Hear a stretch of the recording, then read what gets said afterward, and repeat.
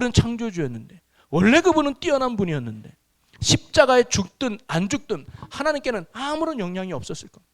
예수님이 죽든 안 죽든 그분이 하나님의 아들이 되는 게 변함이 없었을 겁니다. 그런데 왜 예수님은 그 고통의 십자가를 알면서도 우리를 살리기 위해서 그 십자가를 지셨을까요?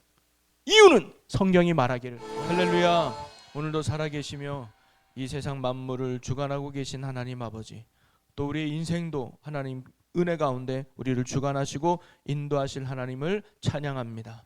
오늘도 그 하나님의 살아계심을 믿고 말씀이 있는 자리에, 은혜가 있는 자리에, 또 능력이 있는 자리에 우리를 불러주시고 인도하신 하나님 감사합니다. 세상 일에 피곤하고 지쳤다 할지라도 그래도 주의 은혜를 사모하며 이 자리에 나온 사랑하는 주의 성도들 한 사람 한 사람을 주님 기억하여 주시옵소서. 어떤 이유로 이 자리에 왔든 동일한 은혜가, 또 동일한 역사와 능력이 오늘도 말씀을 전하는 저나 듣는 모든 성도 가운데 충만히 임하도록 주님 역사하여 주시옵소서. 그래야 우리의 믿음이 더욱 주님이 원하는 견고한 믿음으로 세워지게 하시고 우리의 마음에 주님의 그 크신 사랑과 은혜가 듬뿍 채워지게 하여 주셔서 우리가 살아가는 것이 주의 때문임을 믿고 주님 안에 온전히 살아감으로 나는 사라지고 예수만이 나타나는 영광의 삶을 살아가는 하나님의 귀한 성도들 되게 하여 주옵소서. 그래서 이 땅에 예수 그리스도를 통해서 하나님의 나라를 소유하고 하나님의 나라를 누리며 또 하나님의 나라를 세계에 보여주며 하나님의 뜻 가운데 영광을 돌리는 주님의 신실한 종들 되게 하여 주옵소서. 오늘 이 밤에도 함께 하시고 인도하신 하나님께 감사드리며 우리 영원한 소망과 능력이 되시는 우리 주 예수 그리스도의 이름으로 기도함나이다. 아멘. 할렐루야. 자, 오늘 함께 말씀은 마태복음 20장 오늘 17절에서 19절까지 말씀만 한번 잠깐 나눠보겠습니다. 마태복음 20장 17절에서 19절입니다. 자, 앞에 나와 있으니까 저와 여러분들이 한 절씩 교독하고 마지막은 다 같이 읽도록 하겠습니다. 예수께서 예루살렘으로 올라가려 하실 때에 12 제자를 따로 데리시고 길에서 이르시되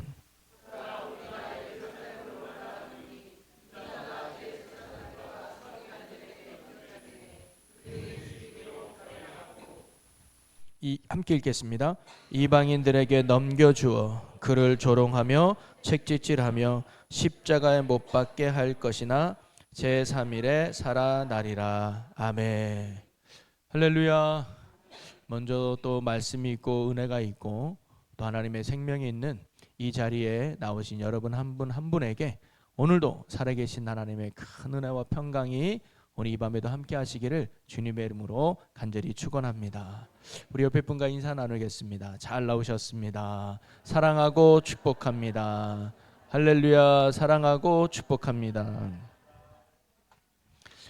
저는 금요일마다 주일 예배 때 나눴던 말씀을 다시 복습해요. 여러분, 은혜는 복습이다.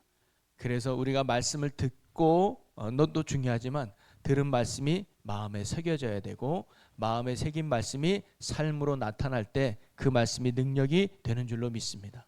우리 지난주 설교 제목이 혹시 뭔지 아시죠? 그래도 대답 안 하는가 합니다. 다 벌써 나왔어요? 섬기기 위해 오신 예수님인데요. 오늘 방금 저와 여러분이 읽은 본문 말씀은 예수님이 순환 예고라는 겁니다. 받을 수 고난나. 그래서 고난을 받게 된다는 것을 예수님이 예고하는 거예요. 이 핵심의 내용은 뭐냐면 나는 십자가에서 죽을 것이다. 그리고 3일 만에 나는 다시 살아난다. 이게 예수님의 순환 예고인데 예수님은 마태복음에서 총 3번에 걸쳐서 순환을 예고하셨습니다. 우리가 주일날 했지만 마태복음 16장에 베드로의 신앙 고백이 있으신 뒤에 이제 내가 이들에게 나의 순환을 얘기해도 되겠구나 하면서 나는 이제 죽을 것이고 3일 만에 살아날 거야 이야기예요. 그래도 제자들이 뭔 뜻인지 몰라요. 그리고는 17장에 가서 한 번 더 말씀하십니다. 변화산의 사건이 있고 난 뒤에 내려오셔서 간질로 고생하는 아들을 고쳐달라는 아버지, 그래서 예수님이 고쳐주잖아요. 그 다음에도 예수님이 순환을 예고합니다. 그리고 오늘 우리가 읽은 본문 말씀에 예수님의 순환을 예고하셨는데 앞에 2번과 마지막 3번째 차이가 있다고 그랬죠. 앞에 첫 번째, 두 번째는 핵심만 이야기해요. 그리고 짧아요. 즉 내가 대제사장과 서기관들에게 죽임을 당할 것이고 3일 만에 다시 살아나겠다라는 죽음과 부활이라고 하는 핵심만 전달합니다. 그런데 오늘 우리가 읽은 세 번째 순환에는요, 차이점이 뭐냐면 굉장히 구체적으로 언급하고 있어요. 자, 18절을 한번 볼까요? 보라, 우리가 예루살렘으로 올라가노니 인자가 대제사장들과 서기관들에게 넘겨짐에 그들이 죽이기로 결의하고, 구체적이에요. 넘겨질 거야. 그리고 그들이 나를 법정에서 죽이기로 결의할 거야. 그리고는 19절 볼까요? 이방인들에게 넘겨주어 그를 조롱하며 책짓질하며 십자가에 못 박게 할 것이나, 그래요. 이방인들에게 넘겨진다. 이제 구체적으로 어떻게 죽임을 당할 것인지 설명해 주는 것 같아요. 이방인, 즉 로마에 내가 넘겨질 거야. 빌라도에게 넘겨지는 걸 이야기하죠. 그리고는 조롱을 당한다고 나옵니다. 사람들에게, 군인들에게 조롱을 당할 것이고, 또한 채찍질을 맞는다 그랬어요. 그래서 40번에서 한 번 제한 39대의 채찍을 맞을 것을 예수님이 이야기하고, 심지어 십자가에 못 박히실 것이다. 그냥 죽는다가 아니라 십자가에 못을 박힐 것이다라고 아주 구체적이고 생생하게 예수님이 이야기하는 걸 볼 수가 있습니다. 그러면서 그 뒤에 내가 3일 만에 다시 살아날 거야 라고 예수님이 특별히 12명의 제자들에게 이렇게 말씀하시죠. 여러분, 그러면서 제가 첫 번째 예수님의 이 말씀에서 여러분이 나눴던 게 뭐냐면, 예수님은 십자가 지신다는 것을 막연한 생각이 아니었습니다. 나는 죽으러 왔어, 언젠간 죽겠지, 이런 막연한 죽음이 아니라 내가 어떻게 죽을지를 예수님이 아주 생생하게, 정말 드라마 보듯이, 눈에서 이렇게 뭐 영상으로 보듯이 또렷하게 예수님이 보고 계시단 말이에요. 만약에 여러분이 어떻게 죽을지를 안다면 여러분 기분이 어떨 것 같아요? 내가 교통사고로 죽을 줄, 암으로 죽을 줄, 사고를 줄 모르잖아요. 그런데 만약에 내가 교통사고로 죽는 걸 내가 안다면 여러분 어떨 것 같습니까? 내가 20년 뒤에 언젠지 모르지만 하나님이 보여줬는데 교통사고 나가지고 머리 잘리고 팔 잘리고 뭐 쇠파이브가 내 가슴을 찔러가지고 내가 죽는데, 만약에 여러분이 이런 죽음을 안다면 여러분 마음이 어떨 것 같아요? 매일매일이 공포일 겁니다. 아마 그거 어떻게 참지? 그 고통 어떻게 하지? 여러분, 우리나라 속담에 모르는 게 약이다라는 게 얘기했죠. 여러분, 군대 갔다 온 분들에게 1억을 줄 테니까 다시 군대 갈래요? 그러면 대부분이 안 갑니다. 왜냐? 군대가 어떤 곳인지를 알기 때문에. 군대 안 간 사람에게 1억 준다면 냉큼 가죠. 왜? 군대를 잘 모르기 때문에. 요즘은 좋아졌다 그래요. 요즘은 좋아졌는데 이렇게 80년대 가신 분들은 너무 고생 많아요. 제 삼촌뻘 되는 분들. 그 제가 어릴 때 삼촌이 휴가 나와서 물가에서 바지를 벗는데 온몸이 피멍이야. 그냥 얼마나 맞았는지. 근데 그게 상식적이야. 그냥 당연한 거예요. 안 죽고 돌아오는 게 나. 요즘은 그렇지 않습니다. 아들들이요, 걱정하지 마시기 바라겠어요. 요즘은 그렇지 않아요. 이게 뭐냐면 모르는 게 훨씬 나아요. 예수님도 그렇지 않았을까요? 제가 얘기했지만 예수님은 완전한 하나님과 동시에 완전한 인간이셨습니다. 즉 육신은 인간의 몸으로 오셨기 때문에 인간이 겪는 고통을 똑같이 예수님도 겪어요. 그래서 십자가 주는 고통을 예수님이 모르는 게 아니었습니다.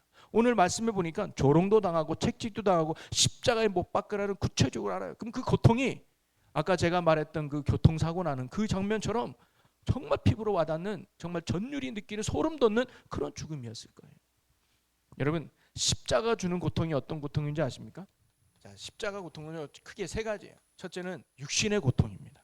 십자가가 주는 첫 번째 고통은 육신의 고통이에요.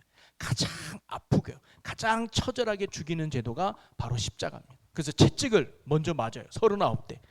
여러분 뭐 사순절 때 우리 많이 묵상하지만 채찍이 그냥 가죽이 아니에요. 가죽 끝에다가 뼈 조각 같은 걸 놔서 한번 딱 때리면, 딱 땡기면 살점이 뜯겨나가요. 그래서 영화에는 그래도 예수님이 이렇게 피부도 보이고 하지만 사실 온몸이 피투성이에요. 그러니 그 고통을 참느냐가 얼마나 체력적으로 소비가 됐겠습니까?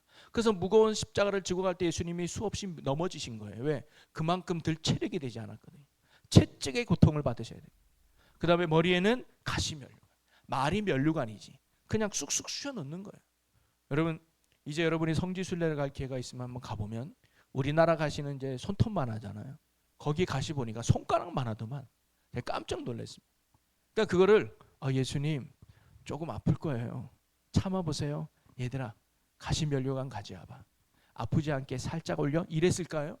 아니에요. 야, 예수 팔 잡아. 가지를 나무로 가져가지고 찐 눌렸을 겁니다. 그러면 그 가시가 머리를 찌르면서 머리부터 온몸이 피가 흘러내렸을 거예요. 얼마나 그 고통이 심했을까요? 근데 두 손에는 못을 박았습니다. 대모 10cm가 넘는 뼈를 뚫고 갈라지는 그 고통. 제가 여러 번 했죠. 압정 제가 전도사 때 뭐 만들다가 압정 손 했으니까 그 1cm도 안 되는 그 압정이 손바닥에 찍혔을 때요. 너무 아파서 말이 안 나왔어요. 여러분 너무 아프면 소리가 안 나와요. 그때 야, 예수님은 10cm나 되는 그 대못을 이 바꾸실 때 그 고통이 얼마나 컸을까. 다리는 또 묶어가지고 또 막 그뿐만 아니라 마지막에 창으로 옆구리를 찔리는.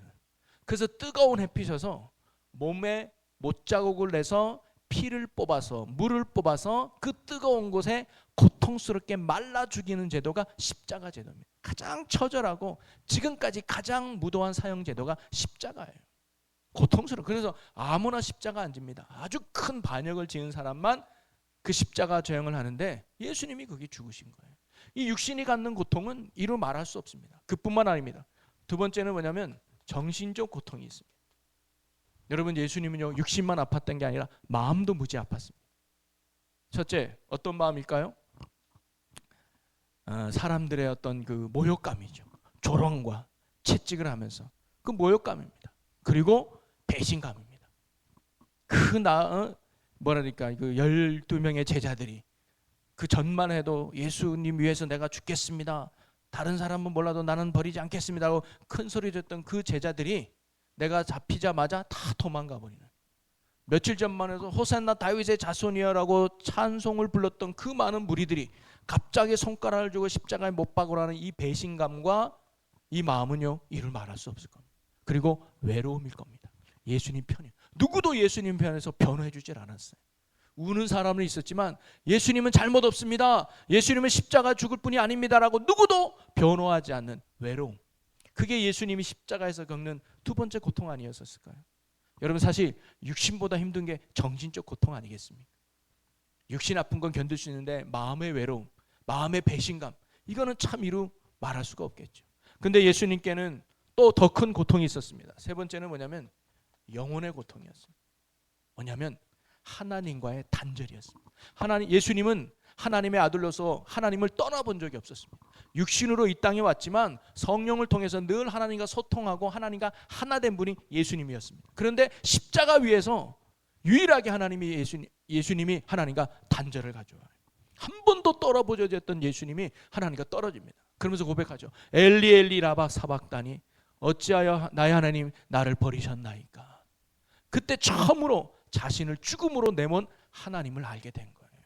여러분, 여러분이 아버지인데 누가 와서 여보시오, 당신 아들이 나를 대신해서 죽어줄 수 있겠소? 내가 심장이 안 좋은데 당신 아들 죽어서 그 심장을 내게 좀 주십시오 라고 하면 여러분 줄 부모가 누가 있겠어요?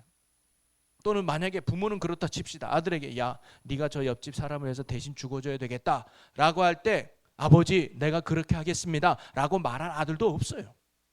어떻게 보면 자기 아들을 죽이겠다는 아버지도 제정신이 아니고 내가 그 사람을 위해서 대신 죽겠습니다 라고 말하는 아들도 제정신이 아닐 거예요. 어떻게 보면 하나님과 예수님은요 제정신이 아닌 행동을 한 거예요. 하나밖에 없는 독생자 예수를 십자가에 죽기까지 내어줬습니다. 너 죽어줘야 되겠다. 그리고 예수님은 기꺼이 그 하나님의 아버지의 말씀에 순종하며 십자가에 자기 몸을 내어주셨습니다. 그래서 하나님 앞에서 철저하게 끊어진 하나님과의 단절의 고통을 예수님이 처음으로 십자가 위에서 경험하신 거예요. 바로 이러한 고통이 십자가 주는 고통이에요. 얼마나 크겠습니까? 그래서 예수님도 사실 이 십자가 지고 싶질 않았어요. 그래서 마지막 십자가 지기 전날 밤 뭐라고 기도했다고 그랬죠? 아버지 할 수만 있다면 이 잔을 내게서 옮겨 주옵소서. 이 방법 말고는 없습니까? 다른 방법 없습니까? 꼭 이렇게 해야 되겠습니까? 왜? 하나님 아버지 나 너무 두려워요. 이게 예수님의 솔직한 마음이에요. 자, 그런데 제가 이야기를 하는 이유는 이렇게 십자가 주는 고통과 아픔이 큰데 예수님은 뭐냐면 알고 가셨어요. 모르고 간 게 아니에요.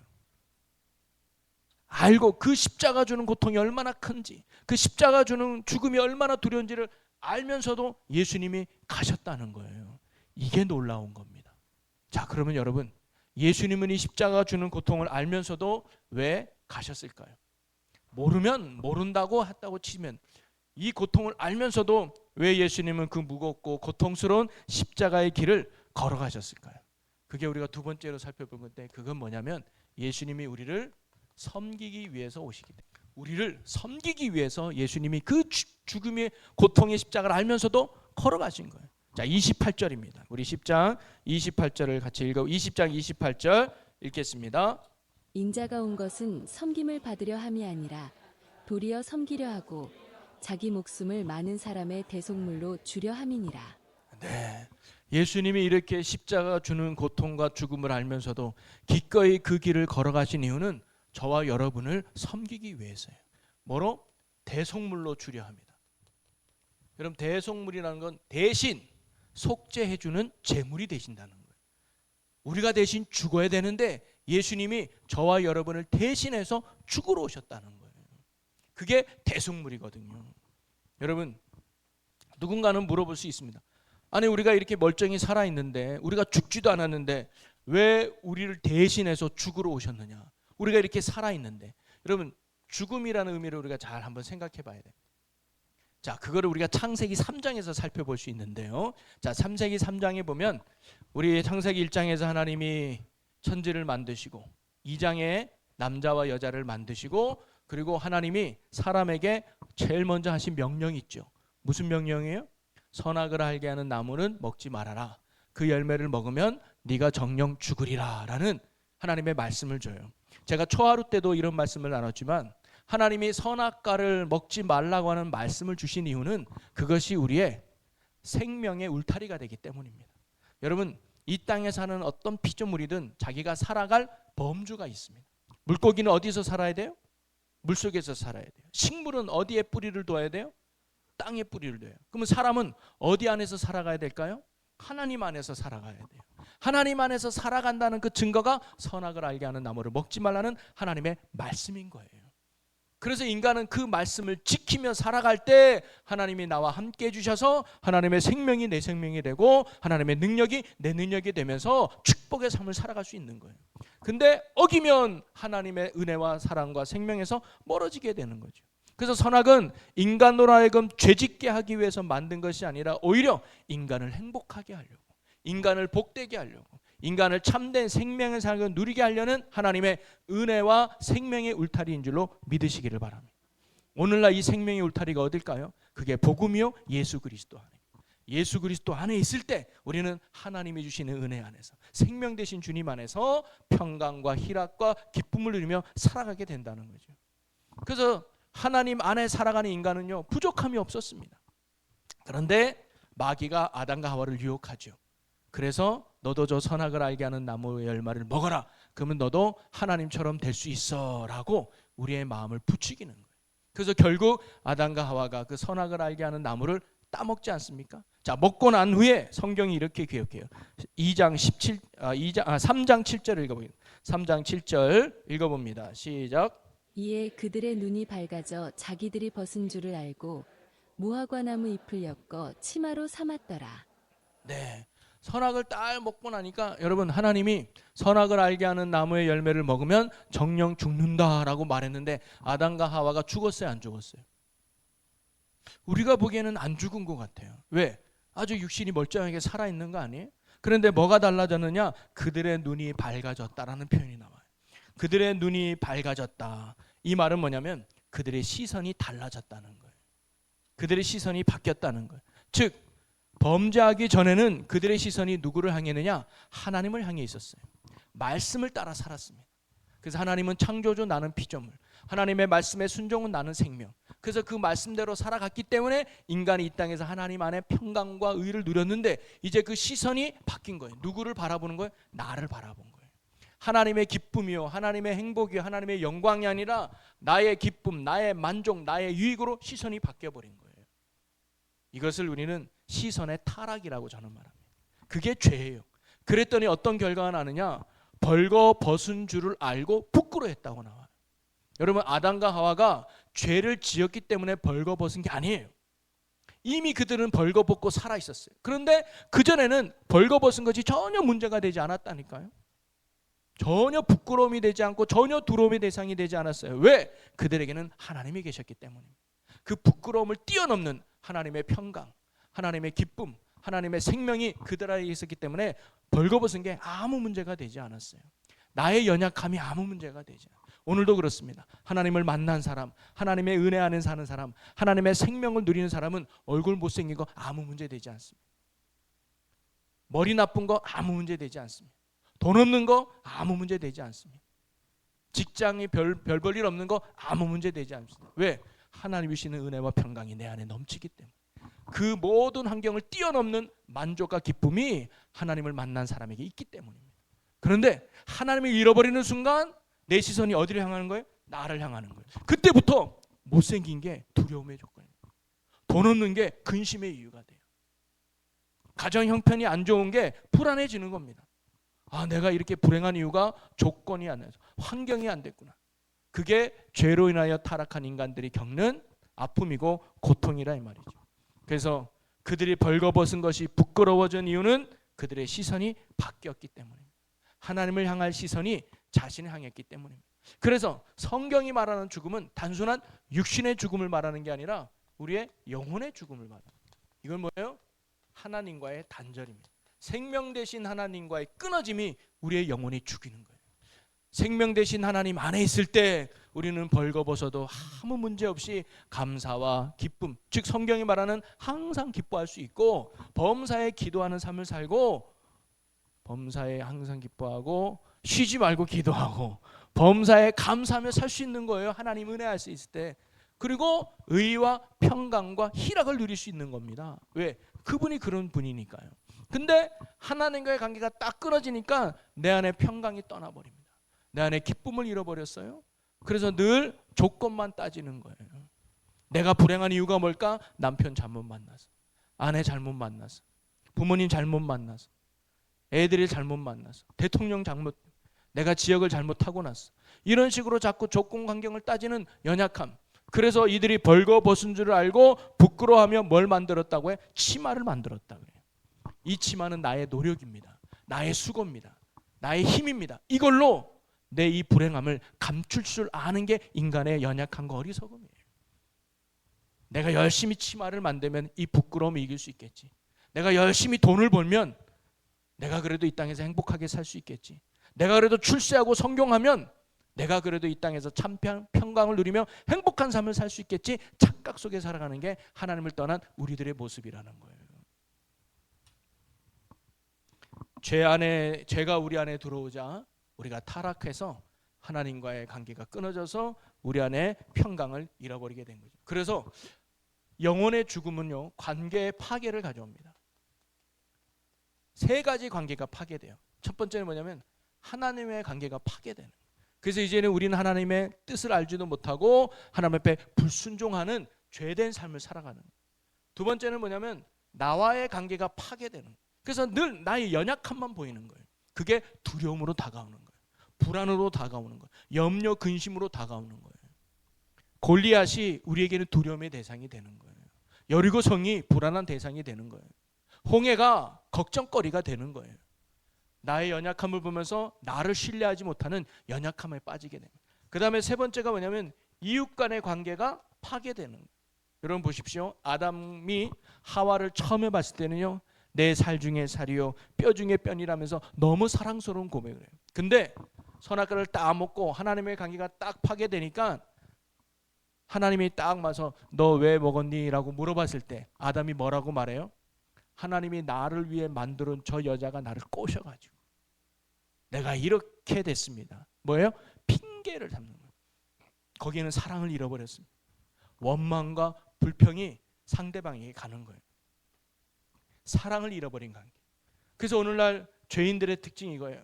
하나님을 알지도 못하니 죄를 범하고 나를 사랑하고 믿지 못하니 맨날 두려움 속에 이웃 간의 관계를 해서 어떻게든 원인을 바깥에서 찾아서 오히려 그를 죽이거나 폭력이나 이런 세상이 바로 하나님 없이 살아가는 이 세상의 모습이에요. 그러다 우리는 영원한 고통 속에 살다가 지옥 가는 거 아닙니까? 이게 죽음이라고 말하는 거예요. 생명 대신 하나님을 잃어버린. 자, 그런데 이런 죄로 죽었던 우리를 다시 예수님이 살리기 위해서, 우리를 섬기기 위해서 이 땅에 오신 분이 바로 예수님이라는 사실입니다. 그래서 예수님이 우리의 죄를 사하여 주시고 하나님과의 관계를 다시 회복시키기 위해 오신 대속물로서 예수님이 이 땅에 오셨다는 거예요. 그래서 내가 알지만, 이게 얼마나 고통스럽고 얼마나 그 죽음인지 알지만 내가 이 길을 가야 돼. 왜? 그래야 너희가 사니까. 그래야 너희가 다시 하나님 안에서 참된 구원을 누릴 수 있으니까 하고 예수님이 가신 거예요. 그래서 성경에도 예수님의 십자가의 죽으심으로 말미암아 우리의 죄가 사하고 하나님의 관계가 회복됨을 증거해 주겠습니다. 로마서 5장 1절에 보면, 그러므로 우리가 믿음으로 의롭다 하심을 받았으니 우리 주 예수 그리스도로 말미암아 하나님과 화평을 누리자. 예수 그리스도를 통해서만이 다시 생명 되신 하나님과 우리가 하나가 될 수 있습니다. 로마서 3장 25절도 읽어볼까요? 이 예수를 하나님이 그의 피로써 믿음으로 말미암은 화목 제물로 세우셨으니, 예수를 여기까지만 읽으셔도 됩니다. 화목 제물로 세우셨으니, 대속물로 세우셨으니, 그 예수를 통해서 다시 우리는 생명 되시고 능력 되시고 은혜 되신 하나님 안에 들어갈 수 있는 거예요. 그리고 요한일서 2장 2절 말씀 한번 봅니다. 그는 우리 죄를 위한 화목 제물이니 우리만 위할 뿐 아니요 온 세상의 죄를 위하심이라. 오직 예수의 보혈만이 저와 여러분의 죄를 사해 줄 수 있고요. 오직 예수의 보혈만이 생명으로 인도하고요. 오직 예수의 보혈만이 끊어졌던 하나님의 관계를 다시 회복해 주는 참된 보혈이 되는 줄로 믿으시기를 바랍니다. 바로 예수님은요, 우리를 살리기 위해서, 지옥 갈 우리를 천국으로, 멸망당할 우리에게 영생을 주고, 그래서 다시 하나님 안에서 살아가게 하려고 예수님이 고통을 알면서도, 그 십자가가 주는 죽음이 그 고통과 아픔을 알면서도 예수님은 기꺼이 그 길을 가셨다는 거 아니겠습니까? 여러분, 그럼 세 번째로 저는 이런 질문, 그럼 왜 그랬을까? 왜 예수님은 우리를 그렇게 살리려고 하셨을까요? 그렇죠? 예수님이 고통인 걸 알면서도 십자가를 지려고 했던 이유는, 아하, 우리를 살리기 위해서구나. 왜? 예수님이 죽어야 우리가 사니까. 자, 그러면 예수님은 왜 우리를 살리려고 했을까요? 왜 우리를 다시 구원받게 하려고 했을까요? 저는 그게 하나님의 소원입니다. 하나님이 정말 우리에게 원하는 게 뭘까요?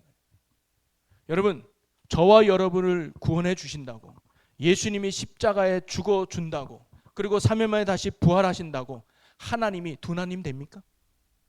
하나님의 능력이 커지나요? 예수님의 가치와 능력이 뛰어나나요? 원래 그분은 하나님이셨는데, 원래 그분은 창조주였는데, 원래 그분은 뛰어난 분이었는데, 십자가에 죽든 안 죽든 하나님께는 아무런 영향이 없었을 겁니다. 예수님이 죽든 안 죽든 그분이 하나님의 아들이 되는 게 변함이 없었을 겁니다. 그런데 왜 예수님은 그 고통의 십자가를 알면서도 우리를 살리기 위해서 그 십자가를 지셨을까요? 이유는 성경이 말하기를 뭐냐? 우리를 사랑하기 때문에. 이거 아니면 해석이 안 됩니다. 하나님이 저와 여러분을 사랑한다고 하는 그 증거 중에 증거가 바로 십자가이기 때문이에요. 여러분, 지난주에 포도원 핀꾼의 비유를 얘기를 했잖아요. 그래서 주인이 포도원 핀꾼을 불러갔는데 처음에는 아침 6시, 그 다음에 9시, 12시, 3시, 5시까지 가요. 여러분, 5시에 간 핀꾼을 한번 생각해 봅시다. 여러분, 포도원 주인이 5시에도 나가서 그 핀꾼을 부른 이유가 뭘까요? 주인에게 있는 게 아니에요. 그 핀꾼에게 목적이 있었습니다. 왜 이 주인이 5시에 나갔느냐? 이 핀꾼이 하루라도 일하지 않으면 쫄딱 굶게 생겼어. 자기뿐만 아니라 자기 집에 딸린 식구들도 많이 있을 텐데, 하루 먹고 하루 사는 이들이 그날 단 하루라도, 아니 단 1시간이라도 일하지 않으면 그들이 쫄딱 굶을 것을 이 주인이 알았기 때문에 5시에도 나간 거 아니겠습니까? 그때도 혹시 일자리를 못 구한 푼꾼이 있다면 내가 데리고 와야지. 한마디로 말하면 푼꾼의 행복이 주인의 목적이었습니다. 여러분, 삭개오를 보세요. 예수님이 그 삭개오를 불렀잖아요. 그 많고 많은 사람들 중에 손가락질 받고 죄인 취급받던 그 삭개오를 예수님이 불러요. 그래서 내가 오늘 너희 집에 있어야 되겠다라고 가잖아요. 왜 그랬을까요? 삭개오의 행복을 위해서예요. 여러분 오늘도 마찬가지입니다. 왜 예수님이 그 십자가의 고통을 알면서도 하나님이신 그분이 이 땅에 오셔서 저와 여러분을 대신 죽어주는 대속물이 되어주셨을까요? 목적은 그거예요. 저와 여러분을 사랑하사 뭐예요? 저와 여러분이 행복한 삶이에요. 어디? 창조 때로부터. 여러분 제가 초하루 때도 좀 창세기 말씀했지만 여러분 창세기로 돌아가 봅시다. 하나님이 이 세상을 만드셨어요. 왜 만드셨을 것 같습니까? 심심해서? 내 능력을 좀 과시하고 싶어서? 하나님이 창조할 때 첫째도 다섯째까지 착 만들어요. 하늘의 별도 만들고 하늘과 땅과 바다 이게 딱 공간을 만들어요. 그리고 그 공간 안에 들어갈 생명체를 만들고 제일 마지막에 뭘 만들어요? 인간을 만들잖아요. 이건 뭐라냐면 이 세상을 창조하는 건 누구를 위해서 만든 거예요? 사람을 위해서 만든 거예요. 야, 나의 형상으로 창조된 너희가 내가 만든 이 세상에서 행복하게 살기를 바란다. 그러면서 예수님이 인간을 만든 후에 마지막에 심히 좋았다고 그러잖아요. 그래서 좋았다는 게 히브리 말로 토브라는 단어인데 이게 뭐냐면 복이라는 단어고 행복하다는 단어예요. 즉 인간이 에덴 동산 안에서 내가 만든 질서 안에서 나와 함께 웃으면서 행복하게 사는 그 사람의 모습을 하나님이 뭐예요? 기뻐하셨다는 거예요. 나는 너만 보니까 너무 기분이 좋구나. 네가 웃으면서 행복하게 사는 모습을 보니까 내가 참 기쁘구나. 내 안에 살아가는 너가, 나와 함께 지내는 너가, 나로 인하여 생명을 누리는 너가 나는 너무 행복하고 좋구나. 그게 하나님의 마음이었습니다. 그런데 인간이 불순종해서 하나님을 떠나버린 거예요. 여러분 인간은요 하나님의 형상으로 만들어지면서 자유의지라는 걸 줬습니다. 이 세상의 모든 피조물은 자유의지가 없어요. 본능대로 그냥 살아가는 거예요. 하나님이 만들어진 영적 시스템 안에서 하나님의 돌보심이 있지만 인간에게 뭐냐면 선택할 수 있는 의지를 주셨어요. 즉 선악을 알게 하는 나무를 만들었을 때 너는 이 선악과를 따먹을 수도 있고 안 따먹을 수도 있어. 근데 따먹으면 너는 멸망을 당할 것이고 안 따먹으면 나와 함께 생명을 누릴 거야. 선택은 너에게 달려있어. 그 선택권을 우리에게 주신 거예요. 그래서 하나님은 우리가 그 선택의 의지를 가지고 나는 하나님을 선택하겠습니다 라고 살아가는 게 그게 믿음이에요. 그 믿음에 하나님이 기뻐하시는 거예요. 네가 나를 거절할 수도 있었는데 네가 나를 떠날 수도 있었는데 그래도 네가 나를 선택해 주는 게 나는 너무 좋구나 하면서 하나님이 그를 꼭 안고 또 은혜 가운데 지내는 거 아닙니까? 자 그런데 그 인간이 하나님을 떠나버렸어요. 죄를 범했다 이 말이에요. 그러면 우리 같으면 또 만들면 되지 뭐 하지 않겠습니까? 그렇죠? 흙이 얼마나 많았겠어요. 야 아담과 하와가 범죄했네. 실패자 땡. 야 또 만들자. 제2의 아담 만들 수 있지 않겠습니까? 근데 하나님은 그렇게 하지 않고요. 범죄한 그들을 찾아가요. 찾아가서 뭐라고 묻습니까? 아담아 내가 어디 있느냐 물어봐요. 이미 아담은요 벌거벗은 것을 알게 되고 부끄러워하고 하나님을 피해 숨었다 그랬습니다. 이제는 하나님이 두려운 대상이 돼버린 거예요. 사랑의 대상이 아니라 두려운 심판의 대상이 되니까 내가 이래가지고 큰일 나겠네 하면서 하나님을 멀리하고 싶어지는 마음이 범죄한 인간에게 있는 거예요. 그런데 하나님이 찾아온 거 아닙니까? 찾아와서 아담아 내가 어디 있느냐. 여러분 정말 하나님이 몰라서 물어봤겠습니까? 저는 이 말씀을 묵상할 때 하나님이 아담에게 이렇게 말하는 것처럼 들렸습니다. 아담아 너 괜찮니? 왜냐하면 하나님은 죄가 갖는 결과를 알고 있었습니다. 부끄러움, 고통, 아픔, 불안, 염려. 하나님을 떠난 인간이 어떠한 고통 속에 살지 누구보다 하나님이 알고 계셨습니다. 그러니까 그 고통 속에 살아갈 아담과 하와가 불쌍한 거예요. 그래서 야 너희들 괜찮아? 라고 물어본 게 너희가 어디 있냐 이 말씀인 거예요. 하나님은 여전히 아담과 하와를 포기하지 않은 거죠. 그러고 아담이 말합니다. 제가 벗었으므로 부끄러워하여 숨었나이다. 자기가 죄를 지은 걸 고백하는 거죠. 그때 하나님이 또 묻습니다. 너네 왜 그랬니? 물어봐요. 야 내가 먹지 말라고 했는데 너희들 왜 먹었어? 여러분 하나님의 이 질문은요 그들을 벌하려고 그들을 징계 하려고 물어본 게 아닙니다. 하나님이 한 번 더 기회를 준 것 같아요. 나는 너를 포기할 수 없어. 나는 너희와 다시 함께하고 싶어. 그러면 입술로 하나님 내가 잘못했어요. 하나님이 먹지 말라고 하는 그 선악과를 내 욕심 때문에 먹고 말았어요. 하나님 내가 잘못했어요. 이 말을 하나님이 기다렸을 것 같아요. 그래서 물어본 거예요. 너희들 왜 그랬니? 근데 아담이 뭐라고 말합니까? 저 여자 때문에요. 저 여자가 나를 꼬셔가지고 나는 잘못 없어요. 저 여자 때문에 핑계대며. 그럼 하와에게 너는 왜 그랬니? 뱀 때문에요. 뱀이 나를 꼬셔가지고 했습니다. 이렇게 변명만 입삼는 그들을 향해서도 하나님이 야, 안 되겠구나. 너희들을 향한 내 기대를 다 포기하겠다라고 내버려 둔 게 아니에요. 하나님이 그들에게 뭐라고 약속합니까? 여자의 후손이 와서 뱀의 머리를 상하게 할 것이다. 이 말은 뭐냐면 내가 너희를 구원해낼 거야. 여자의 후손인 그리스도가 나중에 와서 죄를 범한 너희를 반드시 구원해낼 거야 하면 하나님의 구원의 약속의 말씀이에요. 난 너희를 포기하지 않아. 비록 너희가 나를 떠나고 비록 너희가 나를 멀리 한다 할지라도 나는 너희를 향한 사랑을 결코 내려놓지 않을 거야. 그게 여인을 약속한 하나님의 말씀. 그리고 뭐예요? 가죽옷을 지어주잖아요. 나는 너의 부끄러움을 가릴 거야. 나는 너를 다시 구원해낼 거야. 나는 너를 절대 포기하지 않아. 그게 우리를 향한 하나님의 마음 아니겠습니까? 그리고 여자에게는 해산의 고통을 주고 남자에게는 노동의 수고를 주잖아요. 이거는 우리는 죄를 범한 인간의 징계로만 아는데 아닙니다.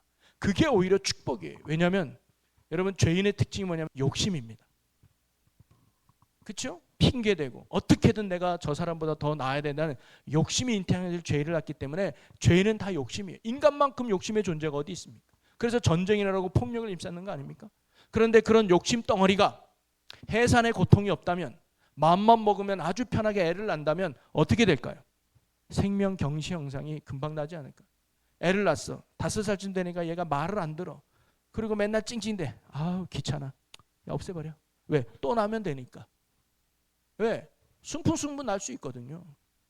근데 내가 또 뭐 너무나 배 아파서 나니까 아무리 애가 못 나도 아무리 애가 부족해도 끝까지 품는 게 우리 아닙니까? 어떻게 보면 여인의 해산의 고통은 안전장치예요. 죄인된 우리가 이 땅에서 살아갈 수 있는 안전장치로 만들어 놓은 게 해산의 고통이에요. 여러분 수고, 노동의 대가는 아마 창조 때는요 인간이 일하지 않아도 먹을 거 걱정 없었을 거예요.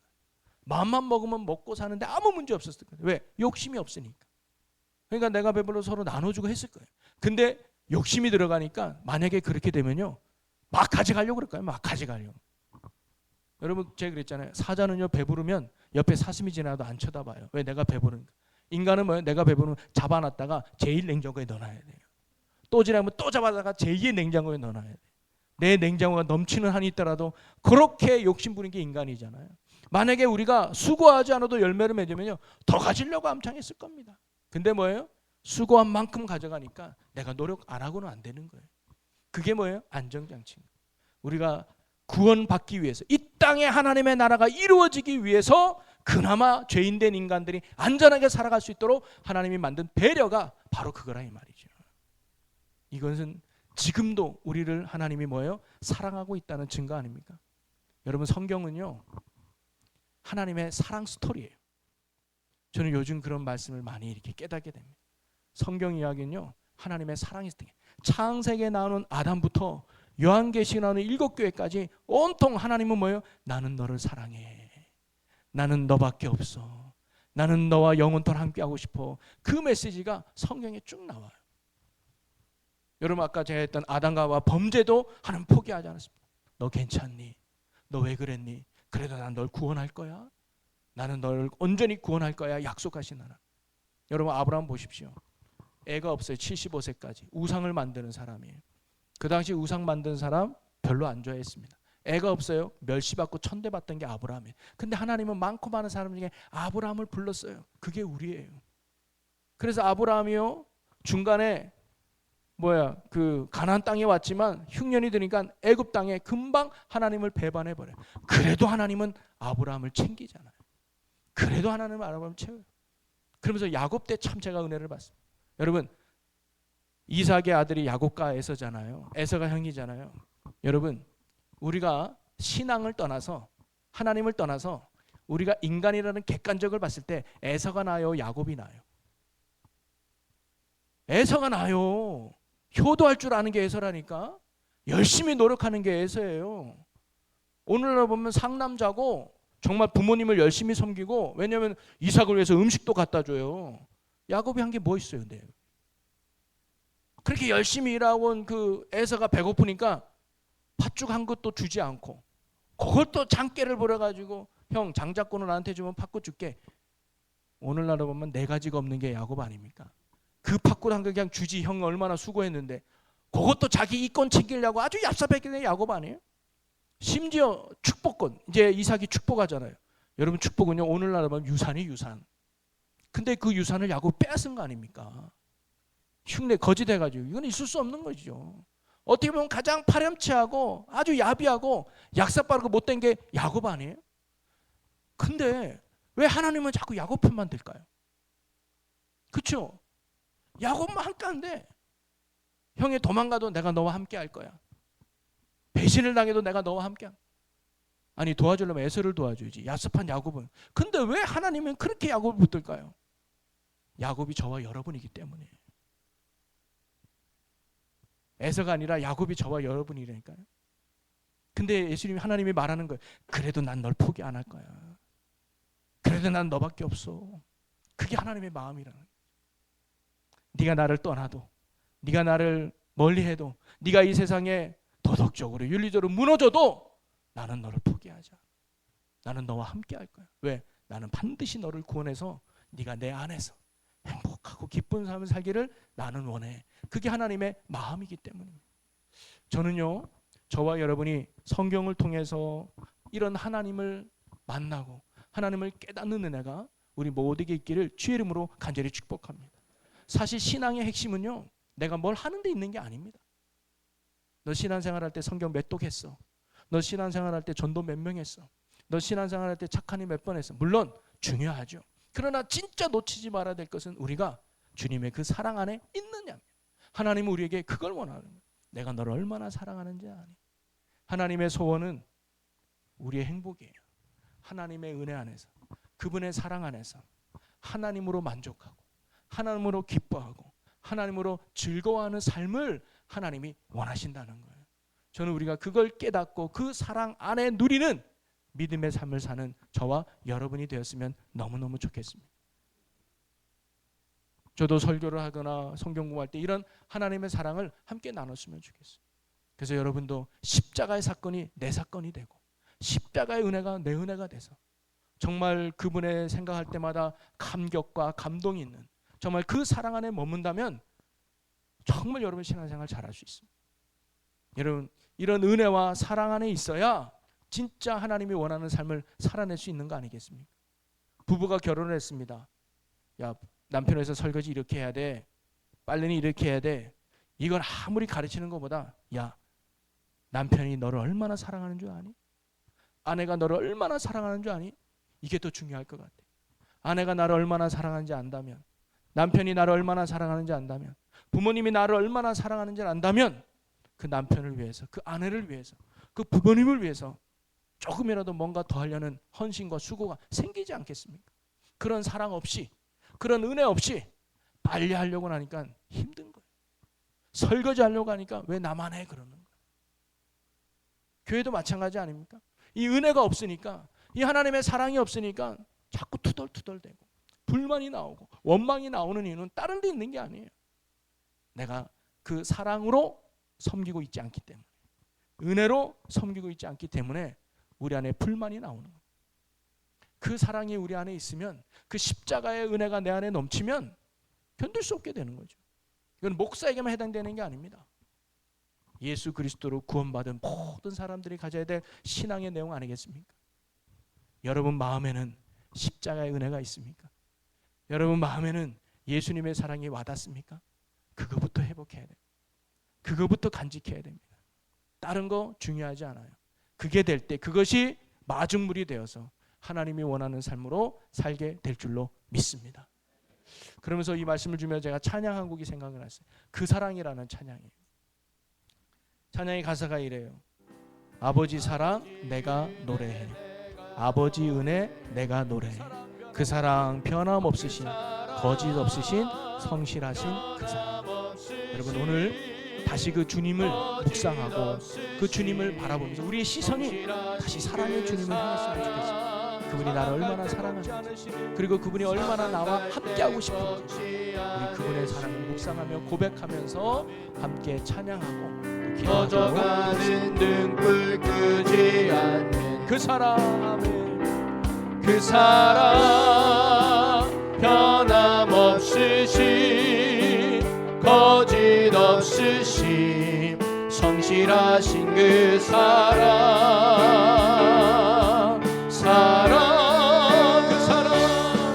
그 사람